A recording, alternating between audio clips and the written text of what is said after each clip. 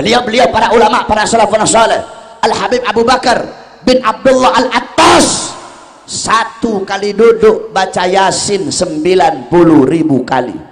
Nah, teman-teman, ya, satu kali duduk baca Yasin 90.000 kali. Tapi ini cerita-cerita gini buat apa gitu? Iya. Bismillahirrahmanirrahim. Assalamualaikum warahmatullahi wabarakatuh. Alhamdulillahirabbil alamin. Assalatu wassalamu ala nabiyyina Muhammadin wa ala alihi wa sahbihi ajma'in. Amma ba'du. Teman-teman yang dimuliakan oleh Allah Subhanahu wa taala, kita bertemu kembali di channel Pencari Ilmu. Jadi di video kali ini saya akan menampilkan dan membahas yaitu tentang ceramah Habib Bahar. Jadi baru-baru ini Habib Bahar itu mengatakan dalam ceramah beliau yaitu tentang cerita khurafat yang belum tentu kebenarannya. Di dalam ceramahnya, Habib Bahar menyebutkan bahwa kakeknya itu kalau sekali duduk bisa menghatamkan Yasin sebanyak 99.000 kali. Dan ini adalah jumlah yang sangat banyak, teman-teman. Jadi, teman-teman, cerita-cerita yang didengungkan oleh Habib Bahar ini banyak sekali. Dan saya akan tampilkan deretan-deretan cerita halu, cerita ngibul, yang diceritakan oleh Habib Bahar. Nah, oke teman-teman, kita langsung saja. Mari kita simak videonya. Al-Habib Umar bin Zain bin Smith, 16 tahun tidak pernah menyandarkan punggungnya di satu benda apapun. 16 tahun nggak pernah menyandarkan punggungnya. Sekalipun tidur, tidurnya duduk. Bahar bin Smith cucunya tukang tidur, saudara-saudara. Terus kita orang habaib sekarang mau banggain datuk-datuk kita. Kamu sama kayak datuk kamu. Ajdadukum minal ulama wa antum minal juhala. Ente punya kakek ulama, entenya bodoh.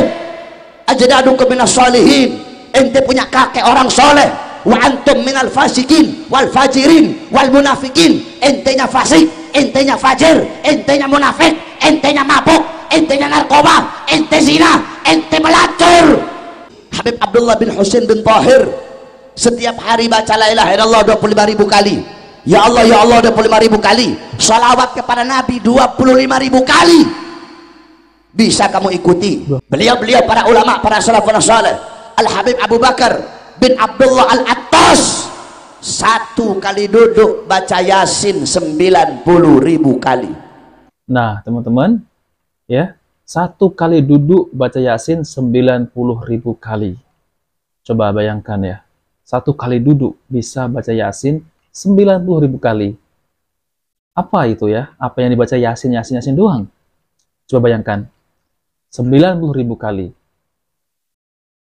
Nah, oke teman-teman, mari kita lanjutkan ya. Satu kali duduk itu, kamu baca Yasin paling banyak 40 kali. Itu pun kalau ada hajat, baru ziarah. Keluar Batang ada hajat, baru baca Yasin 40 kali. Kalau nggak ada hajat, mana mau kamu ziarah? Itu beliau-beliau para ulama. Kita tidak bisa ikuti sepenuhnya. Dengan mengikuti beliau-beliau, apa kata Habib Ali? Maka Allah akan mencintaimu sebagaimana Allah mencintai mereka. Maksudnya apa? Allah akan memberikan kepada kamu apa-apa yang Allah berikan kepada mereka. Mereka Allah kasih rahmat, kamu Allah kasih rahmat kalau ikut mereka. Mereka Allah kasih anugerah, kamu Allah kasih anugerah. Mereka Allah kasih ilmu laduni, ilmu wahbi, kamu yang ikut mereka dikasih ilmu laduni, dikasih ilmu wahbi. Itu Habib Idrus tinggalnya di Palu. Beliau gurunya Habib Salim bin Ahmad bin Jindan. Beliau gurunya saya punya abah juga, gurunya saya punya kakek juga, Habib Abdurrahman. Beliau Habib Idrus itu punya murid namanya Haji Amin. Ini Haji Amin taat betul sama Habib Idrus. Al-Khairat itu dari kayu, di atas tempat santri, di bawah kantornya Habib Idrus. Kalau Habib Idrus panggil Amin, Amin. Ini Haji Amin ada tangga, tapi dia nggak mau lewat tangga. Dia loncat dari atas ke bawah, langsung depan kantor. Kenapa dia loncat? Dia tidak mau membuat gurunya menunggu terlalu lama. Allah Akbar ya teman-teman ya. Jadi kalau kita pikir ya, kenapa murid ini ketika dipanggil kok tidak melalui tangga? Dengan alasan ya, dengan alasan itu gurunya itu agar tidak terlalu lama untuk menunggu dia, langsung loncat gitu ya. Dan ini seakan-akan tidak mempunyai adab terhadap guru ya. Untuk menghadap guru saja mereka tidak menghargai. Dan ini kisah-kisah semacam ini tuh di luar akal ya. Masa langsung loncat dari atas ke bawah ya. Dari lantai atas ke lantai bawah. Itu menghadap guru mereka. Allahu Akbar. Ini kisah-kisah semacam ini banyak didengungkan oleh orang-orang yang mengaku sufi ya teman-teman ya. Oke, mari kita lanjutkan. Lewat tangga kelamaan. Nggak mau buat Habib Idrus nunggu kelamaan. Ada murid-murid sini kayak begitu? Nggak ada. Ya nggak ada, jelas itu ngibul kan. Akhirnya satu waktu Haji Amin ini dibawa sama Habib Idrus untuk lewat laut, dakwah lewat laut. Lewat laut ya. Nah ketika di tengah laut imamah Habib Idrus jatuh. Ketika imamahnya Habib Idrus jatuh, ini Haji Amin nggak pakai disuruh dulu, nggak pakai disuruh. Dia lihat imamah gurunya jatuh, langsung dia loncat. Tengah laut, dia loncat. Langsung loncat ya. Dia ambil imam Habib Idrus, naik lagi ke atas perahu. Itu orang yang di atas perahu melongo ngeliat dia. Melongo. Kenapa melongo? Kenapa ya? Tidak ada setitik pun basah. Wah, jadi loncat ke dalam laut ya, ngambil imamah yang gurunya itu tadi, Habib Al-Atos itu. Jadi loncat ke laut, tidak basah badannya. Coba bayangkan teman-teman ya. Apabila orang loncat ke dalam air ini di tengah laut, katanya tidak basah. Ini cerita dari mana asalnya ya teman-teman ya. Bener-bener ini ya. Ternyata apa? Ternyata dia di atas laut, saudara-saudara. Ini bukan orang alim, bukan wali dia. Dia bukan wali, dia bukan orang alim. Tapi kenapa Allah kasih keramat? Karena dia mengikuti sahibul karamat. Nah, teman-teman yang dimuliakan oleh Allah SWT, jadi itulah deretan-deretan ya, kisah-kisah halu, kisah-kisah khurafat yang belum tentu kebenarannya. Jadi teman-teman, yang saya ingin sampaikan adalah kalau ingin berceramah untuk memandaikan umat, mencerdaskan umat, maka berilah kisah-kisah yang dari para nabi ataupun dari sahabat Nabi SAW yang sudah tentu itu benar, dijamin kebenarannya. Ada riwayatnya, dan ceritalah imam 4 mazhab perjalanannya untuk mencari ilmu dan lain-lain. Kenapa harus menceritakan kisah-kisah dari kalangan mereka? Seakan-akan mereka ini ya, seakan-akan mereka ini ingin dipuja-puja dan ingin mencari murid muhibbin yang bisa untuk dibuat mereka ini sesuka hati ya. Kenapa ya? Kenapa Habib Bahri ini selalu mengisahkan dari kalangan mereka itu sendiri, yaitu dari kalangan Habib-Habib yang dari keturunannya mereka sendiri? Kenapa tidak menceritakan kisah-kisah seperti kisah para nabi ataupun kisah para sahabat dan para imam ahlu sunnah? Ini harus dipertanyakan ya teman-teman. Jadi teman-teman, kita ini jangan sampai dibodoh-bodohin ya dengan kisah khurafat-khurafat, kisah dongeng-dongeng yang belum tentu kebenarannya, yang tidak jelas. Kisah semacam itu bisa dikarang-karang. Karena apa? Karena sebagian ya orang yang mengaku sufi ini, dia lebih suka dengan kisah-kisah yang berbaur dengan karomah-karomah. Maka dari itu teman-teman, kalau kisah semacam itu tidak berlandaskan dengan riwayat-riwayat yang sahih, maka jangan dipercaya.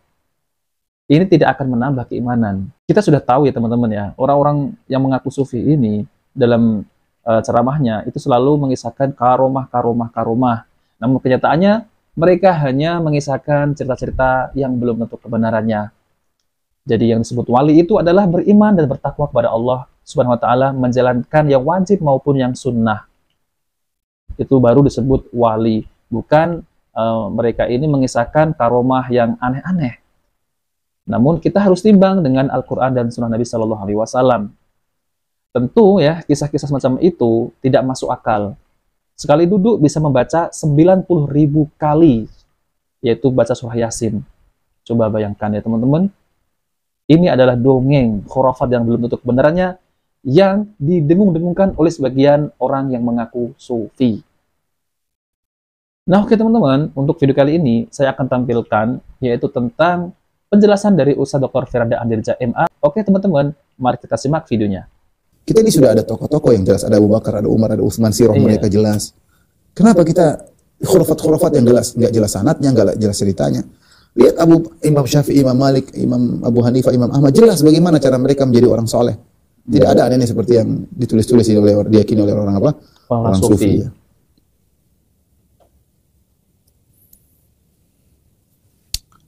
Baik, saya akan sebutkan di akhir kitab ini tentang nukilan-nukilan ya, yang menunjukkan ya sebagian sufi di zaman now ya. Zaman contoh sekarang ya. Pertama kisah hujan susu ya. Nih, disebutkan ada seorang dongeng sufi ya. Habib ya. Dia pergi ke kota Aden. Aden itu di Yaman sana. Ya. Ketika dia masuk kota Aden dia berkata, "Ya sama," perhatikan. Ini seorang Habib, dia berkata, "Ya sama'u subbil laban waladu Abdullah dakhala Aden." Ya. Ya. Jadi ceritanya dia masuk ke negeri Aden ditantang, "Kalau kamu wali, turunkan hujan susu." Kalau kamu wali, turunkan hujan susu. Hujan susu nih. Maka dia bilang kepada langit, "Ya langit, ya langit, turunkan hujan susu karena anaknya Habib Abdullah akan masuk kota Aden." Maka turunlah hujan susu. Allahu Akbar. Ini cerita. Yang cerita aja dia bilang, mungkin kalian tidak percaya, tapi ini benar ya. Gimana coba? Bayangkan dia minta hujan, dia tidak berdoa kepada Allah, langsung ngomong ke langit, "Langit turunkan hujan karena saya anaknya Habib Abdullah," misalnya. Nah, ini gimana sih? Ini tidak benar ya.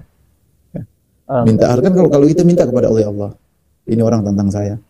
Ya, terus Imam kalau jadi wali harus bisa turunkan hujan susu. Ya, terus Imam Syafi'i mana pernah turunkan hujan susu? Wali atau bukan? Ya. Sekarang sini orang sini nggak ada wali satupun, nggak ada yang pernah turunkan hujan susu. Coba cari orang yang ngaku-ngaku wali sekarang sudah turunkan hujan susu. Tapi ini cerita-cerita gini buat apa gitu? Iya. Jadi teman-teman ya, cerita semacam ini buat apa ya? Ini adalah cerita-cerita yang konyol sekali ya, yang tidak masuk akal. Namun mereka kalau kita kasih tahu, mereka akan menuduh kita adalah Wahabi. Wahabi ini tidak percaya dengan karomah. Wahabi ini tidak percaya dengan waliullah. Tentu kita itu percaya dengan wali ya. Bukan mereka yang pahami wali itu adalah bisa menurunkan hujan susu, bisa yang aneh-aneh ya. Bahkan mereka ada yang mengatakan bisa menghidupkan 500 orang ya. Katanya ini adalah karomah. Karomah apa ya? Itu bukan karomah, itu hanya cerita-cerita dongeng yang belum tentu kebenarannya. Jadi mukjizat Nabi Isa alaihissalam itu bisa menghidupkan orang yang sudah meninggal. Itu tidak pernah bisa dimiliki oleh orang. Itu memang sudah mukjizat yang diberikan oleh Allah kepada Nabi Isa alaihissalam. Namun sekarang ini cerita-cerita khurafat ini sangat kenceng sekali. Di Indonesia ini sangat banyak sekali ya. Karena apa? Karena mereka ini bukan menyampaikan Al-Quran dan Sunnah Nabi Shallallahu Alaihi Wasallam. Mereka menyampaikan yaitu cerita-cerita halusinasi, cerita-cerita khurafat yang belum tentu itu benar. Kalau mereka menyampaikan ya tentang sirah Nabi, kemudian para sahabat Nabi dan para imam ahlu sunnah, itu malah lebih bagus. Riwayatnya jelas. Saya bisa ya membuat cerita-cerita khurafat. Namun, ini pertanggungjawabannya adalah berat. Karena umat tidak semakin cerdas, malah semakin bodoh dengan cerita-cerita yang dibikin-bikin oleh sebagian kaum, yaitu yang mengaku sufi. Nah teman-teman, jadi untuk video kali ini sudah cukup ya. Dan saya ingin sampaikan, jangan percaya dengan cerita-cerita yang belum tentu kebenarannya. Kita percayai adalah apa yang disampaikan oleh Nabi Shallallahu Alaihi Wasallam dan para sahabat, yaitu tentang apa yang dibawa oleh Nabi Shallallahu Alaihi Wasallam, yaitu Islam yang murni, Islam yang lurus dari ajaran Nabi Shallallahu Alaihi Wasallam. Dan itulah patokan kita, Al-Quran dan Sunnah Nabi Shallallahu Alaihi Wasallam dan pemahaman para sahabat, yaitu para salafus soleh. Nah oke teman-teman, jika video bermanfaat, jangan lupa like dan subscribe di channel Pencari Ilmu. Wabil taufiq wal hidayah. Wassalamualaikum warahmatullahi wabarakatuh.